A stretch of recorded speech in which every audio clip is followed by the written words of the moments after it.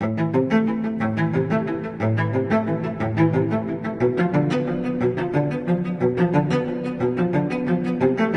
dəqiqə almışdı. Salam əziz abituriyentlər, mən Elşad Həsənov, kanalımıza xoş gəlmişsiniz. Bu günləri mexaniki rəqslər mövzusunun ardını izah Deməli, mexaniki rəqslərdə ipli rəqqas və yaxud da yaylı rəqqas fərqi yoxdur. Enerji çevrilmələrindən danışacağım. Bura demək birinci nöqtə, ikinci və üçüncü nöqtə deyək. Təbii ki, bu cisim iki tarazlıq nöqtəsi ətrafında sağa və sola rəqs hərəkət edir. Bunun enerjisi var. Mexanik enerjidən söhbət gedir. Həm kinetik enerjisi var, həm potensial enerjisi var. Bildiyimiz kimi kinetik enerji hərəkət enerjisidir. Və kinetik enerji Y kinetik bərabərdir. MV kvadrat bölünsün 2, PV bölünsün 2, P kvadrat bölünsün 2M şəklində göstərə bilərik. Bu kinetik enerjidir. Bir də var potensial enerji. Potensial enerji isə həm MCH var. Yəni bu cisim təsəvvür edək ki, hər hansısa bir H hündürlükdə olanda bunun təbii ki, potensial enerjisi vardır. Həm də yaylı rəqqaslarda potensial enerjinin ikinci düsturu var. Kx kvadrat bölünsün 2 ilə yaza bilər. Kx kvadrat bölünsün 2, F vur x bölü 2, F kvadrat bölünsün 2K şəklində yaza bilərik. Bunlar riyazi rəqqasda enerjilərin növləridir. Kinetik və potensial enerjidir. Bildiyimiz kimi kinetik və potensial enerjinin cəmi bizə tam enerji verir. Deyək ki, tam enerji bərabərdir Y kinetik üstə gəl Y potensial. Məsəl üçün, Y tam bərabərdir. Y kinetikin yerinə bunların hər hansısa birini yaza bilərik. Mən PV bölü 2 yazıram. PV bölü 2 plus potensialın yerinə bunların hər hansısa birini yaza bilərik. Məsəl üçün yazıram Kx kvadrat bölünsün 2. Deməli, kinetik ilə potensialın cəmi bizə nə verəcək? Tam enerji vermiş olacaq. Və bu hər hansısa bir kinetik enerji, ya kinetik ya potensial tapanda, deyək ki, potensial da tapacağım. Təbii ki, kinetik tapanda, bu arada bu tam enerjidir. Kinetiki tapanda biz tam enerjidən nə etməliyik? Təbii ki, potensialı çıxmalıyıq. Potensial tapanda isə təbii ki, tam enerjidən kinetiki nə etməliyik? Çıxmalıyıq. İndi biz bu rəqslərdə baxmalıyıq ki, harada kinetik enerji maksimaldır, potensial sıfırdır. Harada potensial maksimaldır, kinetik enerji sıfırdır. Təbii ki, bir nöqtəsi ilə 3 nöqtəsi kənar nöqtələr sayılır. Kənar nöqtələrdə 1 və 3 nöqtəsində. Kənar nöqtələrdə cisim gedib dayandığı üçün orada kinetik enerji yoxdur. Kinetik enerji sıfıra bərabərdir. Deməli, 1 və 3 nöqtələrində yazırıq ki, Y kinetik bərabərdir 0. O zaman kinetik enerji sıfırdırsa, tam enerji nəyə bərabərdir? Potensial enerji maksimal qiymətinə. Çünki kənar nöqtələrlə potensial enerji maksimaldır. Ona görə də kinetik enerjinin sıfır olduğu yerdə potensial nə olur? Maksimal olur. O zaman potensial enerjinin maksimal qiymətinin ifadəsini bu şəkildə yazarıq. Maksimal.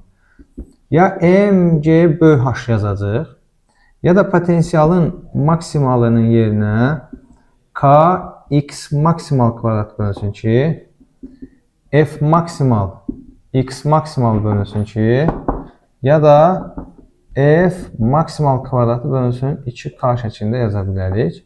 O zaman kinetik sıfırdırsa tam enerji nəyə bərabərdir? Tam enerji potensialın maksimal qiymətinə bərabərdir. Yəni ki, tam enerji ona bərabərdir. Deyək ki, potensial maksimal nədir? Mg bölü h-dır, ona bərabərdir. Və yaxud tam enerji potensial maksimala bərabərdirsə, demək, bunu da yaza bilərik, bunu da yaza bilərik, bunu da yaza bilərik. Heç bir problem yoxdur. O zaman bizdən soruşa bilərlər, tam enerjinin, deyək ki, x maksimaldan asılı qrafikini çək. Necə çəkəcəyik? Təbii ki, tam enerji kx maksimal kvadrat bölünsün 2 olduğu üçün, o zaman buradan görsənir ki, tam enerji x maksimaldan necə asıldır? Təbii ki, kvadratik şəkildə asıldır. Bizdən bunu soruşa bilərlər. İndi isə nəzər salaq 2 nöqtəsinə. 2 nöqtəsində cisim bir nöqtəsindən buraxdığımız zaman 2 nöqtəsinə sürətli şəkildə keçir. 2 nöqtəsindən keçəndə onun potensial enerjisi sıfıra bərabərdir. Potensial enerji sıfırdır. Oradan keçdiyi anda sürət maksimal olduğu üçün deməli kinetik enerjisi maksimaldır. O zaman 2 nöqtəsində kinetik enerji maksimal olacaq. Deməli, potensial enerji sıfırdırsa, kinetik maksimalsa, həmən kinetikin maksimalı həmçinin nəyə bərabərdir? Tam enerjiyə bərabər. O zaman yazırıq. Y tam enerji bərabərdir Y kinetikin maksimalına. Kinetikin də maksimalını belə yazacaq. MV maksimal kvadrat bölünsün ki, və yaxud da impulsla əlaqələndirəcək.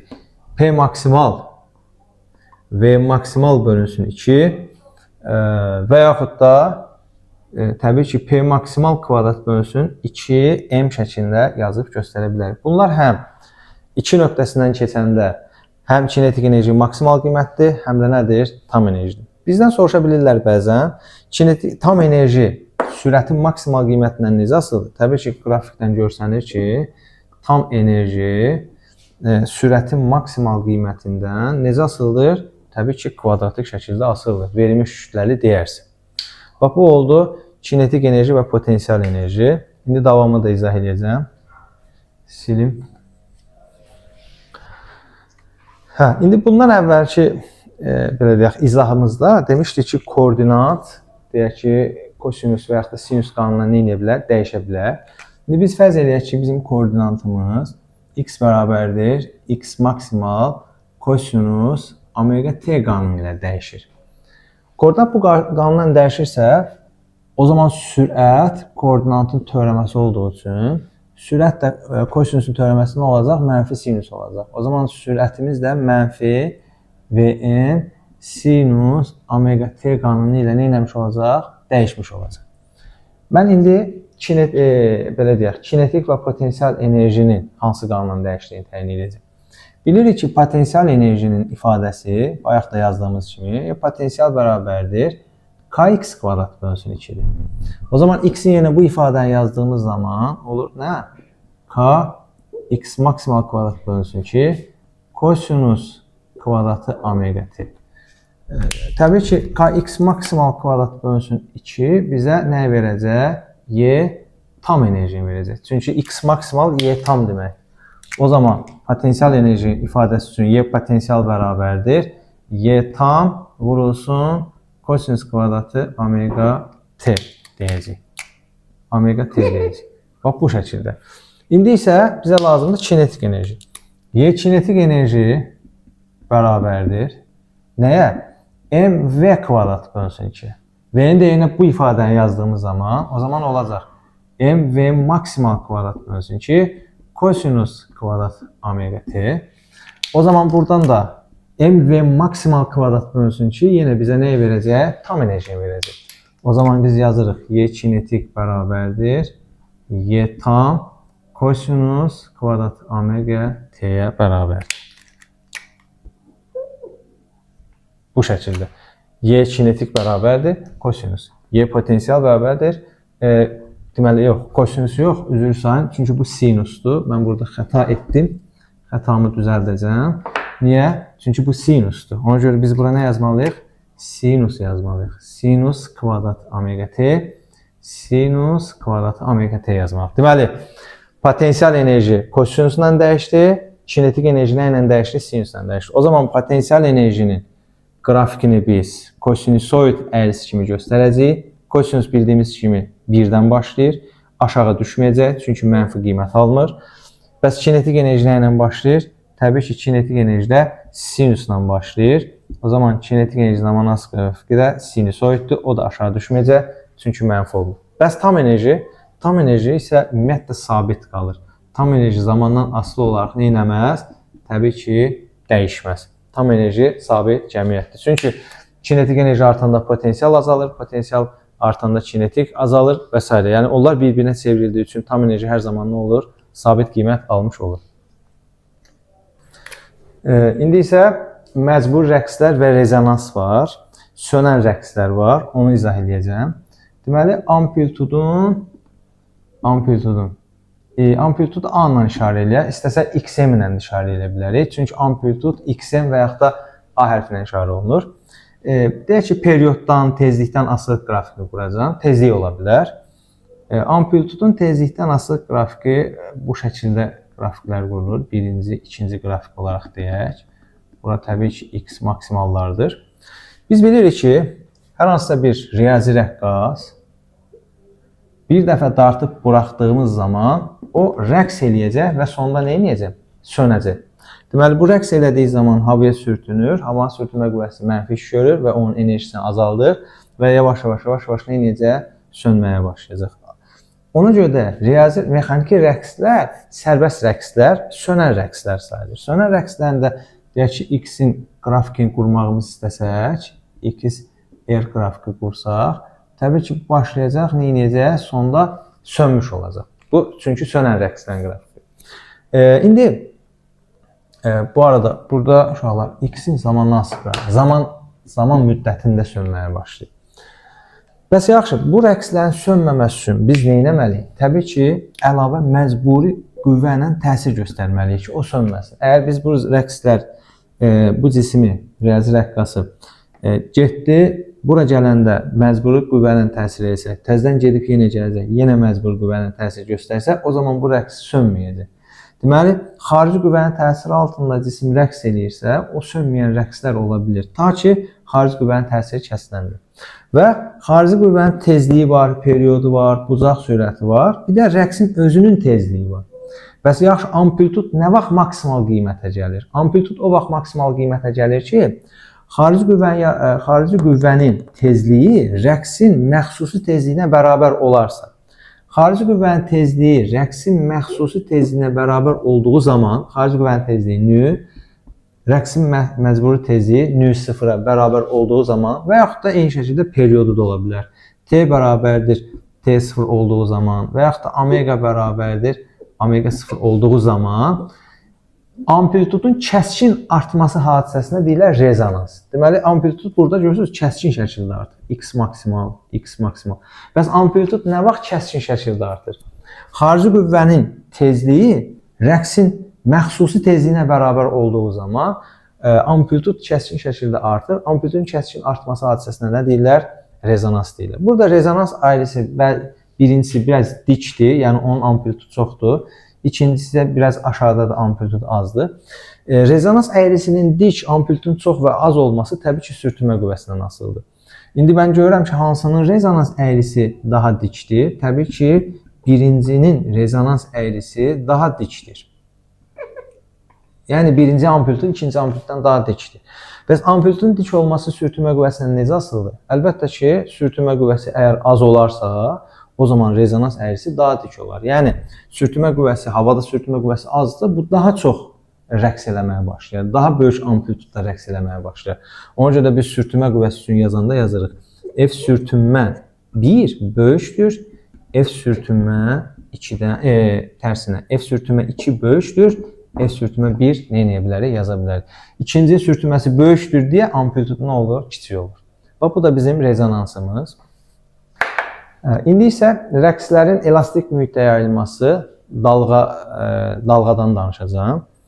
Dalğa uzunluğundan, dalğanın sürətindən danışacaq. İndi başlayaq. Deməli, belə bir rəqs çəkək. Yaylı ikili rəqqas olsun.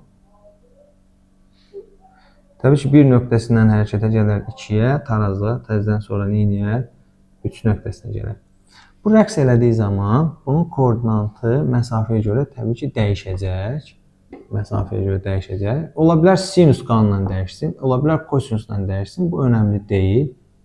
Bu bizim rəqsimiz. Deməli, rəqslərin elastik mühitdə yayılması dalğa adlanır. Dalğalar iki növ var dalğanın. Enli dalğalar var, uzunlu dalğalar var. Dalğanın yayılma istiqaməti zərrəciklərin istiqamətinə perpendikulyarsa belə dalğalar enli dalğalar deyirlər. Dalğanın yayılma istiqaməti zərrəciklərin istiqamətinə paralelsə belə dalğalar uzun dalğalar adlanır. Enli dalğalar yalnız bərk cisimlərdə və mayelərin səthində yayılır. Enli dalğalar qazlarda yayılmır. Uzun dalğalar isə həm mayelərdə, həm bərk cisimlərdə, həm qazlarda yayıla bilirlər.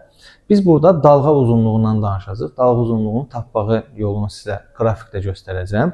Deməli, dalğa uzunluğu, təbii ki, bu dalğanın yayıldığı məsafə oxunun üzərində göstəriləcək. Dalğa uzunluğunun tərifi, dalğa uzunluğu ümumiyyətlə lambda hərfi ilə işarə olunur. lambda hərfi ilə işarə olunur. Dalğa uzunluğunun vahidi təbii ki metrdir.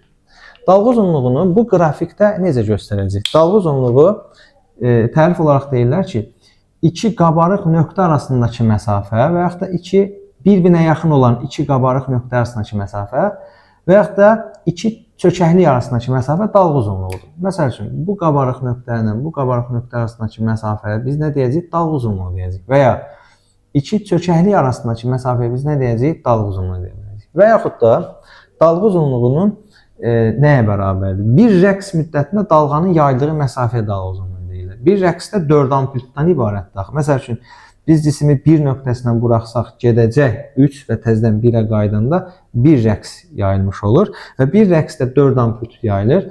Bir rəqs müddətində dalğanın yayıldığı məsafə dalğa uzunluğu adlanır. Məsəl üçün, buradan başlasaq bir rəqs 4 amplitud dediyimiz kimi, bura amplitud buradır. Təbii ki, bilirik xm, burada mənfi xm.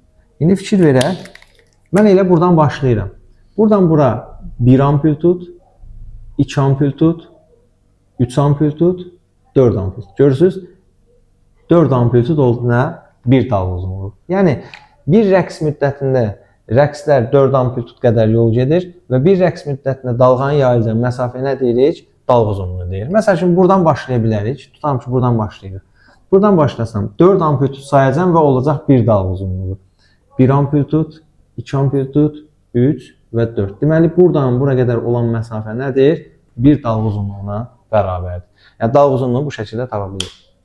Sonra dalğanın təbii ki, yayılma sürəti var. Dalğanın yayılma sürəti elə bildiyimiz kimi V hərfi ilə işarə olunacaq. V bərabərdir. Ya lambda böl T düsturla tapa bilərik, ya da lambda nü düsturla tapa bilərik. Bu dalğanın yayılma sürətinin düsturudur. Dalğanın da yayılma sürəti təbii ki, asılıdır. Daha doğrusu vahidi təbii ki, metr böl saniyə bərabərdir. Sonra burada bir məqam var, önəmli bir məqam var. O nədən ibarətdir? Dalğalar bir mühitdən digər mühitə keçəndə, bunu biz işıqda da deyəcəyik. İşıq şüası bir mühitdən digər mühitə keçəndə, dalğa bir mühitdən digər mühitə keçəndə onun period və tezliyi dəyişmir. Period və tezliyi dəyişmir. Sürət və dalğa uzunluğu isə hər zaman dəyişir. Bu, deməli, dalğanın yayılma sürətidir. Buradan V-ni lambda böl T şəklində, lambda vur nü şəklində tapa bilirik. Təbii ki, buradan T-nidir, nü-nüdür. Biz nə edə bilərik? Tapa bilərik. Sonra burada var, uşaqlar, əks səda. Əks səda nədir? Səsi biz göndərsə, təbii ki, səs dalğalarından söhbət gedir. Səs dalğaları uzunna dalğalardır. Səs dalğaları uzunna dalğalar olduğu üçün səs dalğaları bütün mühitlərdə yayıla bilirlər. Səsin gedib qayıtması var. Buna əks səda deyirlər. Məsəl üçün, deyək ki, burada bir maneə var. Biz səsi buradan göndəririk. Səs siqnalını göndəririk. Təbii ki, səs siqnalı gedəcək bu maneəyə dəyib, qayıdacaq. Ondan sonra biz eşidəcəyik. Deməli, gedib qaydanda bunun getdiyi məsafə olacaq 2s. Buna deyirlər, yəni səsin gedib hər hansı bir maneəyə dəyib qayıtmasına əks səda deyirlər. Təbii ki, biz burada səsin sürətini tapmaq istəsək, V bərabərdir. S böl T yox, 2S böl T yazmalıyıq. Və bizim bəzən soruşurlar bu məsafəni tapaq. Bu məsafədə təbii ki, nəyə bərabərdir? V vur T bölsün 2 şəklində nə edə bilərik? Tapmış ola bilərik. Bu düsturda bizə lazım olacaq. Dərsimiz, əziz abituriyentlər, burada bitdi. Növbəti kanalımızı izləmədə davam edin. Növbəti dərslərimiz də ardı-ardına inşallah gələcəkdir. Sağ olun.